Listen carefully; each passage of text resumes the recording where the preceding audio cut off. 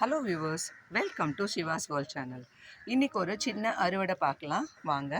எங்கள் வீட்டு மாடி தோட்டத்தில் கொஞ்சம் பச்சை மிளகாலாம் நிறைய காய்ச்சிருக்கு, அதை கொஞ்சம் அறுவடை பண்ணிடலாம். அதுக்கப்புறம் கத்திரிக்காய் கொஞ்சம் எல்லாமே பெரிய சைஸ் ஆகிடுச்சு, இது எல்லாத்தையும் இப்போது அறுவடை பண்ணிடலாம். பாருங்கள், இதில் பாருங்கள், இந்த கத்திரிக்காய் எல்லாத்தையும் இப்போ நம்ம அறுவடை பண்ணிடலாம். ஒரு வெண்டைக்காய் இருக்குது, அதையும் இப்போ நம்ம எடுத்துக்கலாம்.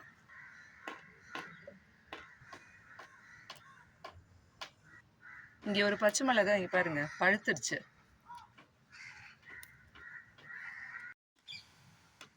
நல்லா பெருசாக வளைஞ்சிருக்கிற பச்சை மிளகாய் மட்டும் கட் பண்ணி எடுத்துக்கிட்டேன். இங்கே பாருங்கள், கத்திரிக்காய் 7 கத்திரிக்காய் கிட்ட கிடச்சிருக்கு. இது எண்ணெய் கத்திரிக்காய் குழம்பு வச்சா செம்ம டேஸ்ட்டாக இருக்கும். இது கொஞ்சம் புதினா எடுத்துக்கலாம்.